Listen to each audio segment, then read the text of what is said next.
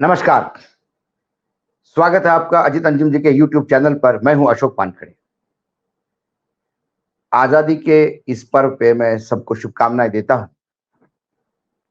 और आज जब लाल किले के प्राचीर से प्रधानमंत्री नरेंद्र मोदी देश को संबोधित कर रहे थे और उनके संबोधन में तमाम वो तर्क थे, तमाम वो ज्ञान था, सबका साथ सबका विकास की बात थी, सबको साथ में लेके चलने की बात थी,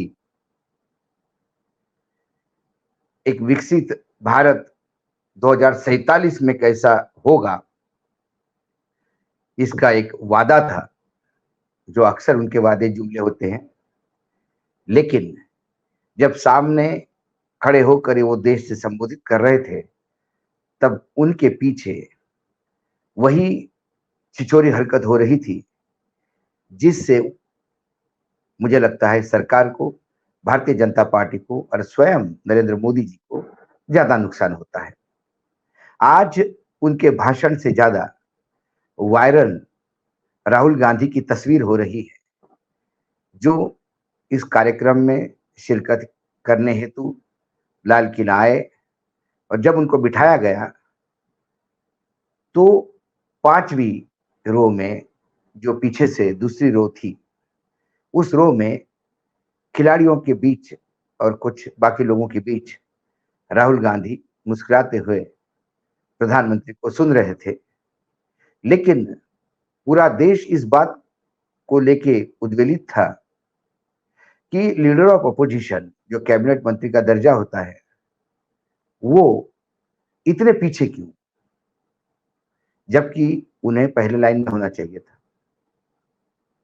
जब ये जब पूरे सोशल मीडिया पे बवाल मचा, तब मिनिस्ट्री ने, पहले डिफेंस मिनिस्ट्री ने एक अपना वक्तव्य जारी किया कि इस बार हमने मेहमान के तौर पर ओलंपिक पेरिस में, जो अभी हाल ही में जो ओलंपिक संपन्न हुए, उसके जो पदक के विजेता थे उनको इनवाइट किया था।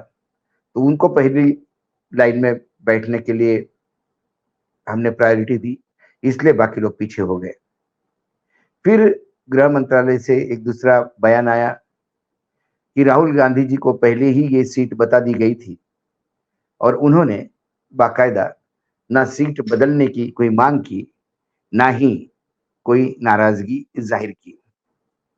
लेकिन उसके बाद कांग्रेस पार्टी की तरफ से जो ट्वीट आए, यदि मैं वो देखूं तो विवेक तनखा की तरफ से आया, why is MOD acting so pity, Rahul Gandhi the LOP of Lok Sabha seated on fourth row, वो एक्चुअली फिफ्थ रो थी।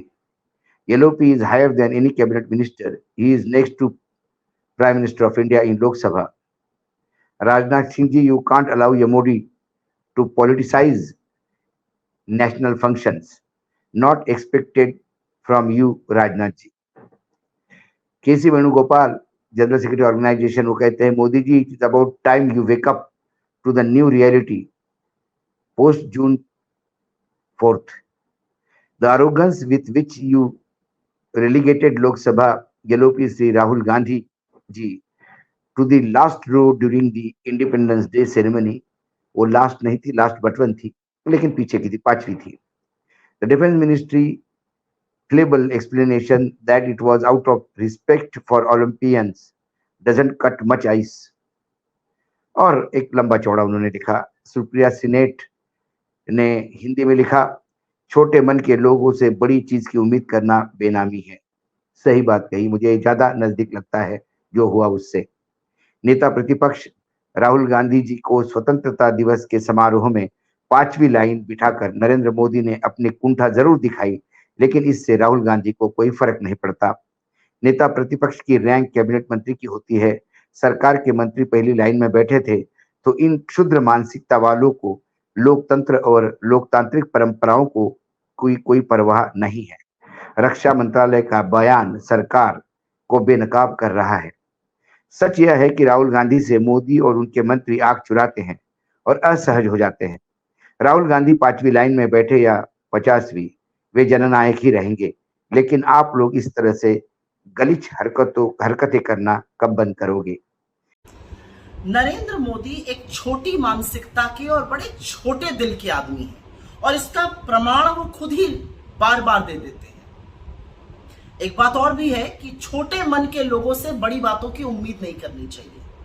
आज स्वतंत्रता दिवस समारोह पर नेता प्रतिपक्ष राहुल गांधी को 5वीं लाइन में बिठाकर नरेंद्र मोदी आपने अपनी कुंठा तो दिखा दी, लेकिन इससे राहुल गांधी को कोई फर्क नहीं पड़ता है। कोई फर्क नहीं पड़ता कि वो 5वीं रो में बैठे या 50वीं रो में बैठे, वो जननायक है और उसी शिद्दत से लोगों के मुद्दे उठाएंगे जैसे वो उठा रहे हैं। लेकिन यह दिखाता है कि आप और आपकी सरकार के मन में लोकतंत्र के लिए, लोकतांत्रिक परंपराओं के लिए, नेता प्रतिपक्ष के लिए तनिक भी इज्जत नहीं है। क्योंकि सच यह है कि नेता प्रतिपक्ष की रैंक कैबिनेट मंत्री की होती है। पहली रो में सारे कैबिनेट मंत्री बैठे हुए थे, लेकिन नेता प्रतिपक्ष राहुल गांधी को ही 5वीं रो में नहीं बिठाया गया। खड़गे जी के लिए भी सीट जो थी वो 5वीं रो में ही थी।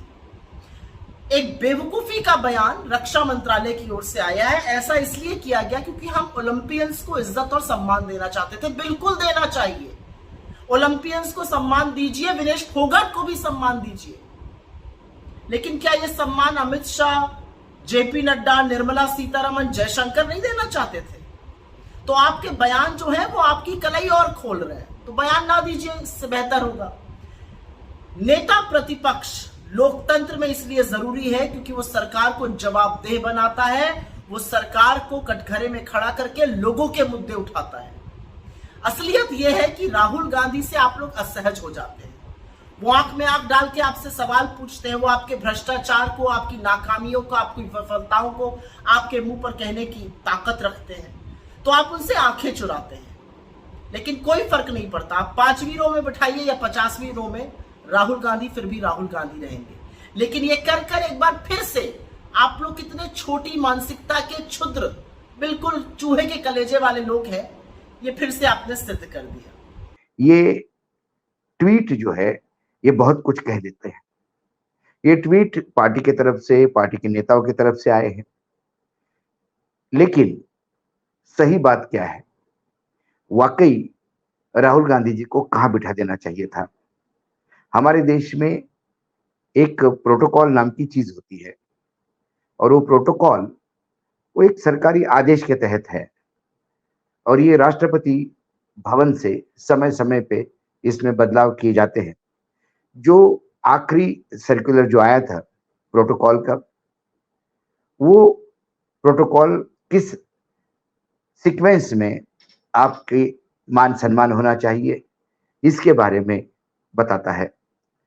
ये प्रोटोकॉल जो लिस्ट है प्रेसिडेंट के सेक्रेटरीट से आई हुई, वो कहती है सर्वप्रथम प्रोटोकॉल में सबसे सम्माननीय राष्ट्रपति महोदय, उसके बाद उपराष्ट्रपति, तीसरे नंबर के प्रधानमंत्री आते हैं, चौथे नंबर पे राज्यपाल आते हैं जिस राज्य में ये कार्यक्रम हो रहा है उस राज्य के, पांचवें नंबर पे भूतपूर्व या पूर्व राष्ट्रपति आते हैं, पांचवें ए में उप प्रधानमंत्री आते हैं, डिप्टी प्राइम मिनिस्टर, छठवें नंबर पे चीफ जस्टिस ऑफ इंडिया और स्पीकर ऑफ लोकसभा आते हैं, सातवें नंबर पे cabinet minister of the union, chief minister of the state जहां ये कार्यक्रम हो रहा होगा, डेप्यूटी चेयरमैन प्लानिंग कमीशन यानी अभी NITI Aayog, former prime minister पूर्व प्रधानमंत्री और leader of opposition in Rajya Sabha and Lok Sabha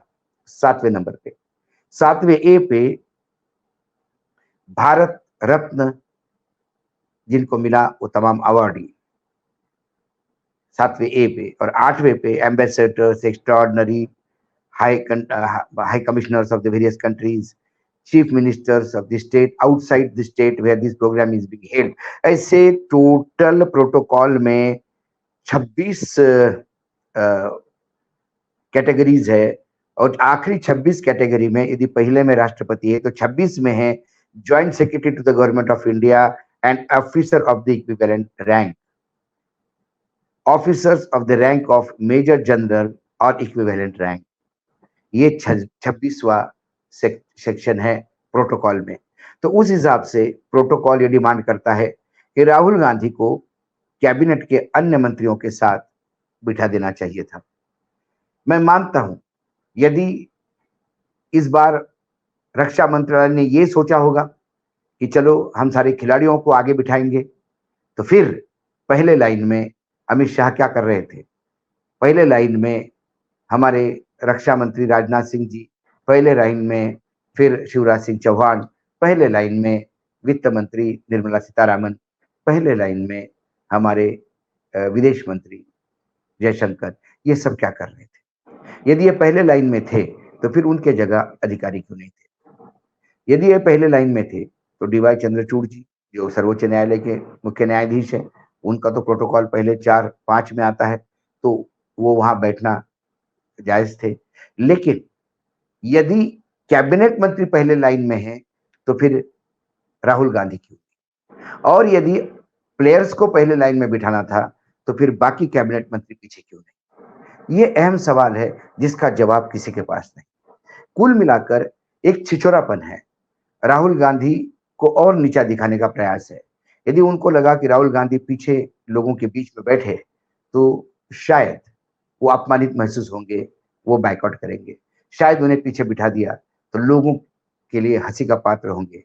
लेकिन आज पूरे सोशल मीडिया पे जो चल रहा है, जो ट्रेंड हो रहा है, उसमें सरकार पे लोग हंस रहे हैं, क्योंकि राहुल गांधी एक जनप्रतिनिधि है। राहुल गांधी एलओपी है, यानी लीडर ऑफ अपोजिशन है, विपक्ष के नेता है, जिसका रैंक कैबिनेट के बराबर होता है। और वैसा देखा जाए, यदि शैडो कैबिनेट हम की बात करें तो वो शैडो कैबिनेट के प्रधानमंत्री। इस हिसाब से यदि हम देखें तो उनकी समकक्ष होनी चाहिए। लेकिन सरकार जो बाद में लिपापोती करती है, उससे सरकार का ये बात सामने आ गई कि सरकार कितने नीचे जाके हरकत करती है, और ये स्वस्थ परंपरा नहीं है लोकतंत्र की। लेकिन ये जो पीछे हरकत हुई, जो सामने प्रधानमंत्री जी बड़ी बड़ी बातें कर रहे थे, 1 घंटे से ज्यादा का समय उन्होंने देश को भाषण देने में लगाया, और उस भाषण में वो ये इस देश की परंपरा और ये सारी चीजें बता रहे थे।